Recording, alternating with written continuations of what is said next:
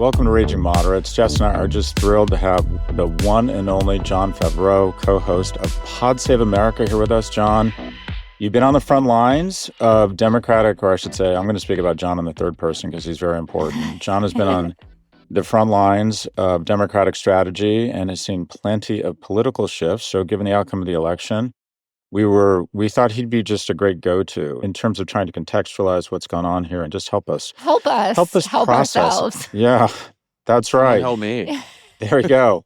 This is we're all sort of in. I think this is the first step in recovery. Anyways, Jess, why don't you kick us off here with Jon? So it's great to have you, and Thanks for having me. Good to be here. and I've been consuming your content like wildfire, which maybe is part of the problem that a highly educated white liberal woman from New York City has been living off of Pod Save America and Diet Coke before it gets banned. But You're not the first. and I won't be the last. But can you kind of give us an overview of what the vibes are over in Pod Save America world? And I'm curious also, from all the interviews and the autopsies that you've been doing, who do you think has gotten it the best of the guests that you've had on? That's a good question. I had Ezra Klein on to be a guest host with me last week, and I thought that he had a pretty good handle on the situation, mostly because, look, it's another white college-educated liberal from big cities who confirms all of my It feels previous so beliefs. good.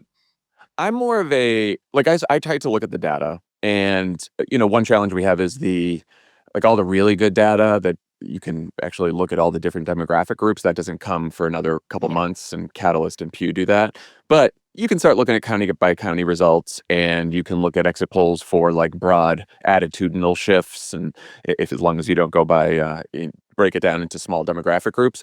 So I think overall there was a global anti-incumbent backlash over the cost of living, frustration over inflation, and that could explain probably a lot of it. Where Trump and Harris both campaigned in battleground states, she outran the national shift to the right, sometimes significantly, in Wisconsin, for example. But all that said, I think Democrats going forward need to figure out, how do we build a party that isn't a spike in inflation away from losing to an authoritarian?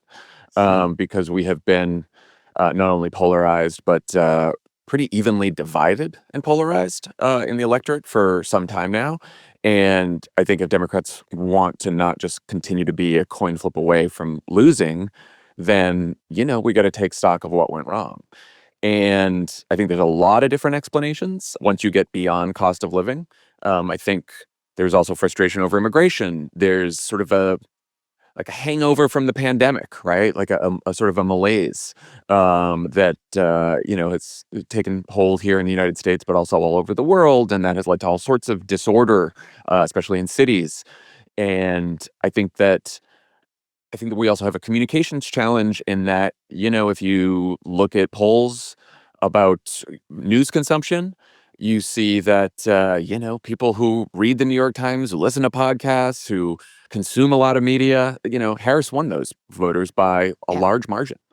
And it's not just like people who get their news from social media and YouTube and places like that voted for Trump, or most of them voted for Trump. It's that people who don't consume much news at all, right? Who just don't really follow politics closely or follow the news all that closely. Trump won those voters as well. So there are a pretty big segment of voters in this country who do turn out, on election day to vote, but they don't consume a lot of news. They don't pay much attention to politics. They tend to not have college degrees. They tend to be younger. They tend to be more male than female. And they tend to be disproportionately Black, Latino, and Asian American. And those are probably if you, again, we have to wait for the really good data to come out. But if you look at some of the counties, the biggest swings away from Biden's performance in 20 for Harris were in, Hispanic counties, heavily Hispanic counties, heavily Native American counties with the highest percentage of foreign-born residents. That was correlated with a swing away from a swing away from Biden, and then of course counties where cost of living was highest or correlated with a swing away from Biden. So that's sort of my overall view, but I can obviously get into all the different aspects of this loss and where we go from here. So I want to put forward a thesis, John, and have you respond to it. And I'm generally open to feedback here because Just I generally, recognize though. you're going to forget more about. Just generally. I recognize you're going to forget more about this than I'm ever going to know. And my thing or passion project is struggling young men in America. So everything I see is a nail, and everything it's 1 degree removed from this. But I want to put forward a thesis around what happened here, and have you respond to it. The age group that swung most violently away from their 2020 endorsement of Biden towards Trump were 18 to 29-year-olds. Uh-huh.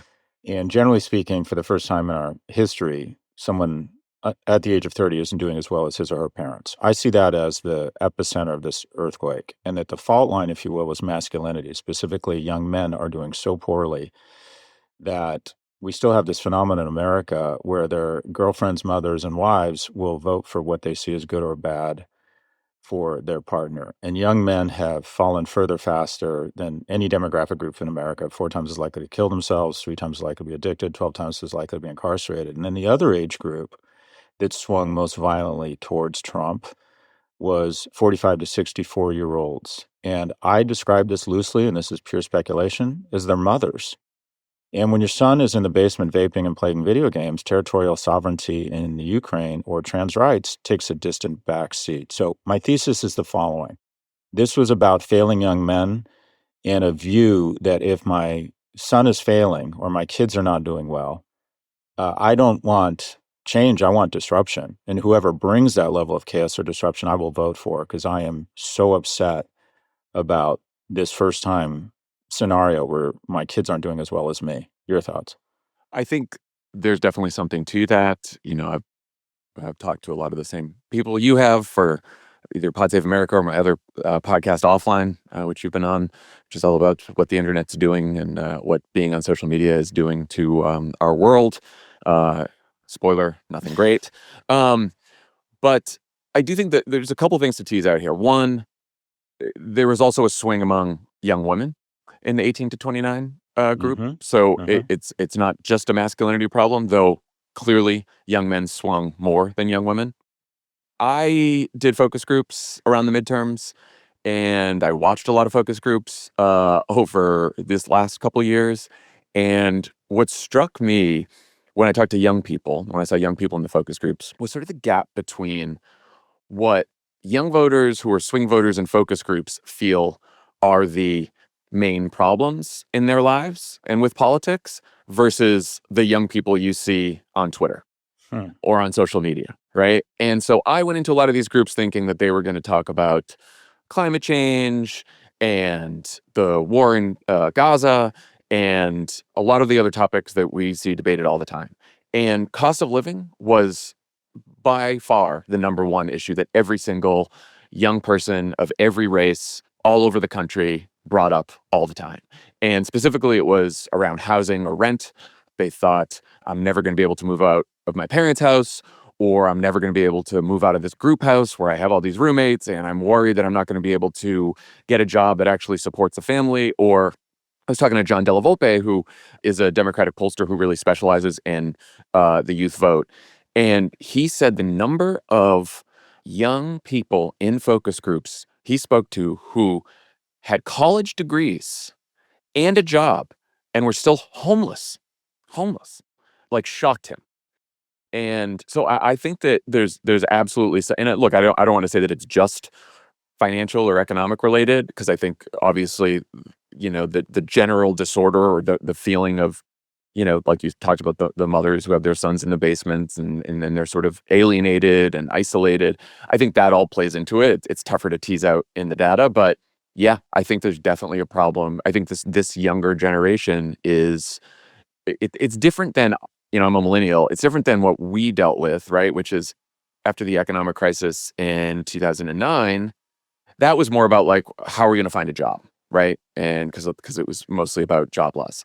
Now, a lot of these kids have jobs and they're in debt because they went to college, and yet they're still not making enough money to to really live or live well. Yeah. And that's causing all kinds of other problems Well, I as think well. as an extension of that, and we're about the same age, elder millennials, and kind of came of age. Obviously, you more closely than me, like in the Obama era or starting your professional life that way. And it just feels so wildly different. And I think a big part of that, or the difference, and why people are prioritizing their finances and kind of leaving the rest of it or excluding it to vote for a Donald Trump is because we don't have strong senses of community. Like people are not Hmm. part of things anymore. And that speaks to Scott's isolation, the living in the basement, and all of that. But I feel like that's something that the Democratic Party used to do so well, kind of foster Yeah. those things, whether it was the religious institutions that you were a part of or things that are more politically aligned. And I'm hopeful that that is going to be part of whatever this rebrand that's coming. But do you think that was a big part of this, that everyone was just like on their own path by themselves and Yeah. not reading a paper and then ending up in this, we call it like the island of the misfit toys, right? With Trump and Elon and Absolutely. And I think it's not just not consuming news because they are on their phones all the time and they're on social media, but having all your relationships on your phone is like the illusion of connection and Hmm. community and having relationships, but it's just not real. It's not the Yeah. same, you know? And Yeah. look, it's very true of social media, but it's even true of like if you're spending all your time just texting friends as opposed yeah, to like being in person. Because, there's people don't get your tone and you can't really dig in and you can't have the, and you can't touch we're meant to anyone, look at each which other. is important. Right. Yeah. Yes. Which is important. And so, like, do I think that the Democrats could have fixed that? No, that's obviously a larger societal problem. But I do think in our messaging, I mean, Barack Obama was the first black president. And I think because of that, because he was biracial, right, when he was running too, and because he had a foot in so many different worlds, he lived abroad, he lived here, it didn't make him deliver a message that was more specific to each individual identity and group. It was actually the opposite. He believed that when he was, whenever we were writing speeches, whenever he was talking, that he wanted to speak to universal aspirations and universal values that people held in this country, no matter what they look like, where you come from, you know, uh, what language you speak, what religion you believe in, and I think that is really important, and we've kind of gone away from that a little bit, and I understand why, right? Because, people want to in the Democratic Party, and they should, like, stand up for vulnerable, marginalized communities and groups, and that is important as well. But I think you have to have a message that speaks to everyone. I really do, and I think that we've gotten away from that a little bit.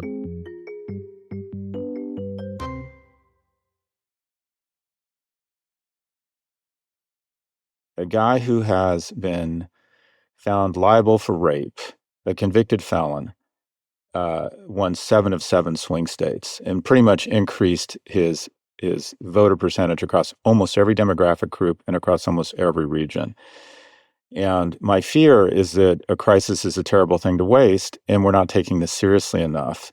And you brought up something that I think is a potential problem and solution, and that is I believe the Democratic Party should absolutely get out of identity politics. And to your point, in Obama, talk about the middle class, talk about young people.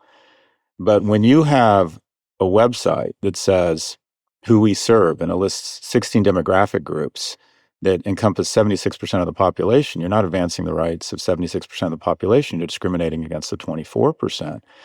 Would your advice, or what do you think of the idea of that the Democratic Party should just get out of identity politics and focus on economics, recognizing it's about the economy, stupid it always is, and try to resist taking the bait in making trans rights the centerpiece or a centerpiece of our platform, to just get to stop talking. Didn't this election, I apologize for the word salad, didn't this election show us that that demographics aren't destiny, that people identify with their economic needs, not their specific identity? Uh, Certainly, that's what the election results showed. I think it's a challenge for the Democratic Party because the Republican Party has gone all in on identity politics, right? So if Hmm. if Democrats never say anything again, or didn't have a spot on the website for all 18 identities, Republicans would still do their thing. I mean, I was reminded of this just yesterday because Nancy Mace, Republican from North Carolina, decided to introduce a bill saying that Sarah McBride, who's a trans woman who's just elected to Yep. Congress from Delaware, can't use the women's bathroom in Congress. One person, a bill just targeting one person in Congress. And Sarah McBride basically tweets something like, I'm just here to help all people, and I doesn't really want to get into it, and yet Nancy Mace did it because she knows it's going to get a reaction. And will it get a reaction from elected Democrats? Probably not, because a lot of elected Democrats get what you're saying, Scott, right? But she knows that it'll go far online, and then people will get riled up, and then it'll be a big thing, and there'll be Fox segments, and then there'll be CNN segments, and then suddenly everyone's talking about it. And then to the voter who doesn't pay much attention to the news, if they just happen to see a headline or a chyron that says like trans issue in Capitol with bathroom, blah, blah, blah, they're probably thinking to themselves, wow, why is everyone so obsessed with the trans issue? Mm-hmm. And why isn't anyone thinking about economics?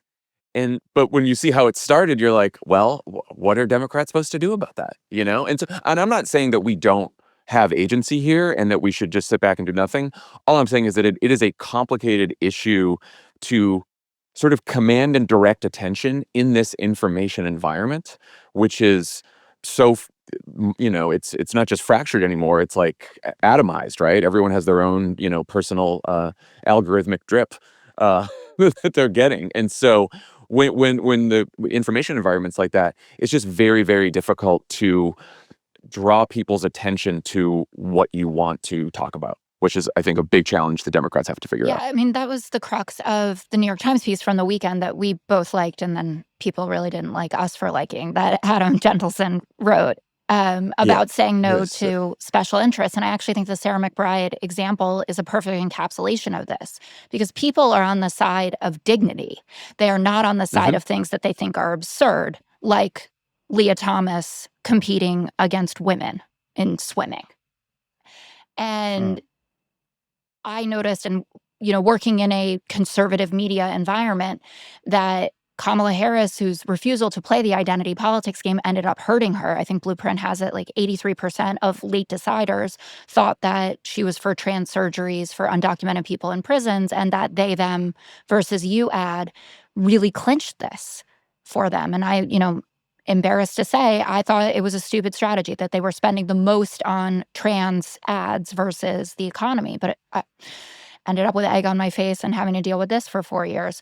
So how do you think that that needle can be effectively threaded, where you make it clear that we see you as an individual group? And it should be noted as well, like Kamala had to do that town hall with Charlemagne because Black voters were demanding identity politics, right? We're saying, like, tell me exactly what you're going to give me for my vote.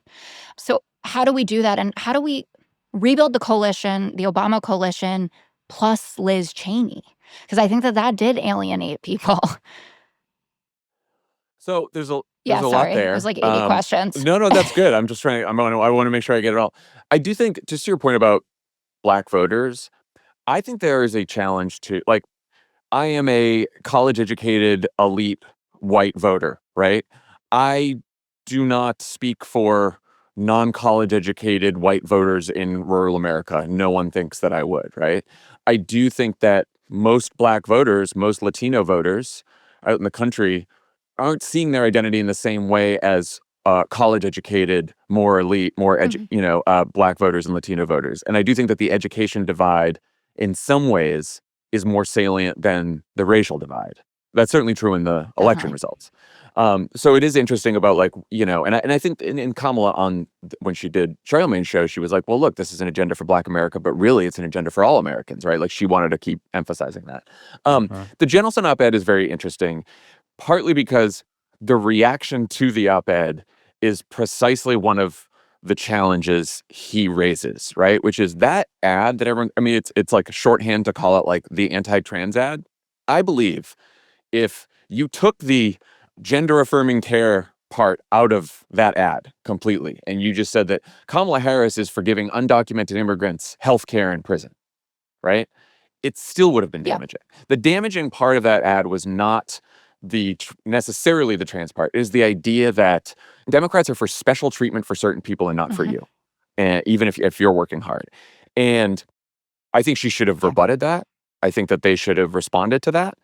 But look, the interest group thing that Adam raised, like I have seen this in action. Like in 2019, when they had the Democratic primary, and they asked for a show of hands who's for decriminalizing border crossings, and they all raised their hand except for Mhm. Joe Biden and maybe Michael Bennett. And I, on the next day on Pod Save America, I was like, I think that, look, I'm for a pathway to citizenship. I'm for, protecting the dreamers, all kinds of things. But I do think decriminalizing border crossings is a bad policy. And I get so much shit from immigration activists. I do a call with immigrant rights groups, and I was like, well, what is the challenge? And they couldn't really articulate why decriminalizing border crossings was a Right. good policy. They just thought that if you were against it, you were against immigrants. And that kind of thinking is just it's not helpful. It's not true. And sometimes I think that the reaction to Adam's op-ed, like there's just not a lot of nuance in how we see these things. And like I believe that Democrats can successfully win elections by focusing on the economy, but also, like you said, standing up for the dignity of all LGBT Americans and immigrants who want to work hard and follow the law and contribute to this country, and Black Americans and Latino Americans and everyone else. Like you can still be a big tent party that stands up for people who need help, but you can also make your message broad as long as you don't go down all these rabbit holes and sort of try to fight every single issue every single minor policy issue as if that one policy position is like the civil rights issue of our time. I'm curious, John. I'd love to just have you stack rank from least crazy to craziest, or just your general thoughts on the nominees or the people being put forward for cabinet positions. I mean, I think Matt Gaetz is He horrendous. wins. And I think it's because of it's less about the person and about the position, right? Like Right. I think I think Tulsi as DNI and Hegseth at defense too are not great either, just because those positions, right? Like if you are an aspiring authoritarian and you are in direct control of law enforcement, intelligence, and the military, like that's it. You got everything. And so, whatever the character of the people, which I know everyone's going to keep focusing on, Gates's problems and Hegseth's, all this kind of stuff, that to me is less of an issue than having people in those roles that just are loyal to Donald Trump and Donald Trump only. And when he wants to prosecute people, when he wants to arrest people, when he wants to make people's lives miserable, he's going to be able to do it. And he's going to have people in those roles who are going to be able to do it. And that's to say nothing about like what it means for our foreign relations and the ability for other dictators to, just get whatever they want out of Trump, because all you have to do is Yeah, flatter him. I agree with you. Tulsi was my top anxiety pick of all of it. And Pete, who I know very well, that was complicated. But I agree with you. But I think the attitude of like these people are going to get through, like maybe one or two don't. But in general, this is what we're looking at is a healthier place to be. And I've heard you guys talk about that. I think some people are like, we're going to resist like 2016. And that's just not the way that this is going to go, because we don't have the mandate to do that. What are you guys at Crooked, on PSA, et cetera, doing or thinking about changing to reflect what just happened in the election, right? Like the Manosphere podcast that ended up being so powerful in the kind of echo chamber that we're living in.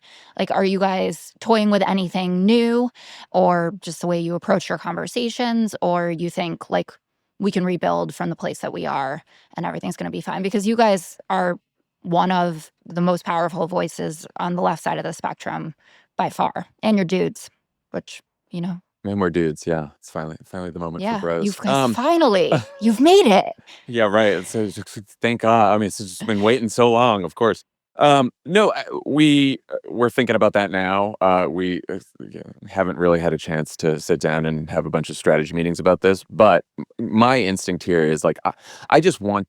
I think the social media is just a horrible place for conversations to happen, for debate to happen. And I do think we want to have more interesting conversations where we disagree with people, whether it's people on the left, whether it's people in the center, people on the right, because I think that, and I say this to our staff all the time, like, look, we started Crooked not just to be like a progressive media outlet, but to be a place where we can have respectful conversations, like across the pro-democracy coalition, Yeah. let's say. And that a coalition that spans from AOC to Joe Manchin, and Liz Cheney now, right? And I think that doesn't mean that we all have to agree, because we're not going to agree, but we should be able to sort of like have these conversations where you dig into the nuance and subtlety of a lot of these issues while still approaching the person that you're disagreeing with in good faith, and realizing that, like, fundamentally we all want the same things, and we're open to being persuaded, and we're open to saying, you tried to persuade me and it didn't work, I'm still sticking with my position, that's fine too. So I think we want to have like more of those conversations. And then, look, I do think that the best work ahead of this last election, it happens on the ground, it happens organizing, right? Like, Wisconsin was the one of the narrowest margins for Joe Biden in 2020. It was the toughest of the blue wall states for Joe Biden in 2020, and it was the best state Yeah. for Kamala Harris of all the swing states. Why? Ben Wickler, who's the party chair there, and the entire Wisconsin Democratic Party, they have been organizing on the ground, rural areas, Republican areas, you name it, in Wisconsin, going everywhere and talking to voters and building relationships with them, not just like a couple months before an election, but all year round. And to our earlier conversation about social media and being alienated and disconnected, like getting back on the ground as a party and just like building relationships with people that are face to face, that isn't like the Democratic Party, but all parties used to do that, decades ago, and we've gotten away from that. So I do think figuring out how we can help with sort of on the ground organizing efforts, not just in the sense of like resist and protests and marches, but like building the relationships with people that are going to bear fruit once we get to an election. So this really was the podcast. I can't imagine, and I do hope you guys are thoughtful guys, so you'll do this, but you're number one. I'm obsessed with rankings. You're number one in politics. You're one of the top 10 podcasts in the world. And in this election, I would argue, was a podcast election. While we were so excited about how many people were knocking on doors in Pennsylvania, Trump was just going on Manosphere podcasts, and 1 million people watching MSNBC, 45 to 55 million see him on Joe Rogan. So you guys really do. You not only play an important role, you play a singular role. Of the top 10 podcasts, you're literally the only. I mean, Ezra is sort of up there, but that's about it. It really is a sea of red in a medium that has kind of identified itself as seminal in terms of influence here. Like, what can we do? We call ourselves raging moderates, and we get a lot of pushback that we're raging but not that moderate. But what do people in the middle, moderates, or center left, quite frankly, let's be honest, what can we do to try and bring more balance to a medium that is increasingly important and dominated by red? It's a great question. I always say, like, we'd love more competition on our side, right? Like I think that it's a Democratic Party, capital D, like more elite Democratic Party issue, where I think a lot of Democratic politicians and the staff, because they're all in DC, we're out here in Los Angeles, and they still think that like putting your boss on MSNBC or CNN is going to be a bigger deal and reach more people than the Obama guys with the podcast. And even though they like us and we've had a lot of their bosses on, most of their bosses on, but that's not the first thought.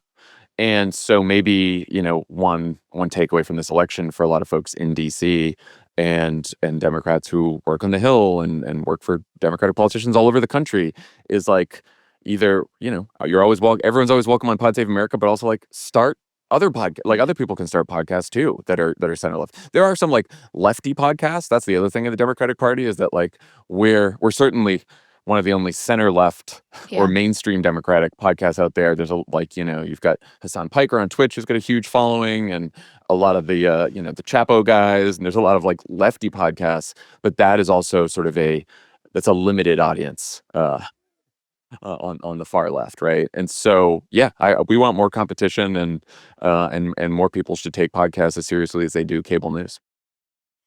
So just before we wrap up here, John, while we have you, would you be comfortable making a couple predictions about what you think the media gets wrong or conventional wisdom gets wrong about the upcoming year of the first year of the Trump administration?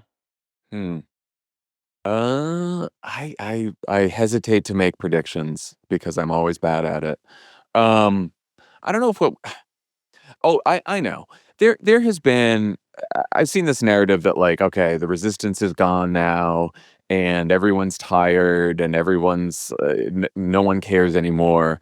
And I don't think that's necessarily true. I think what's happening is because of as you pointed out, Scott, like because it was a a bigger loss than we faced in 2016.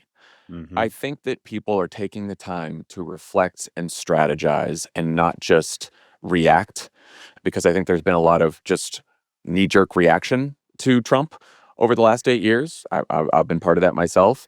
And I think that it's probably better for the Democratic Party and sort of the pro democracy coalition to step back and think about like, how can we retake power strategically and win elections and not just like swing at every pitch.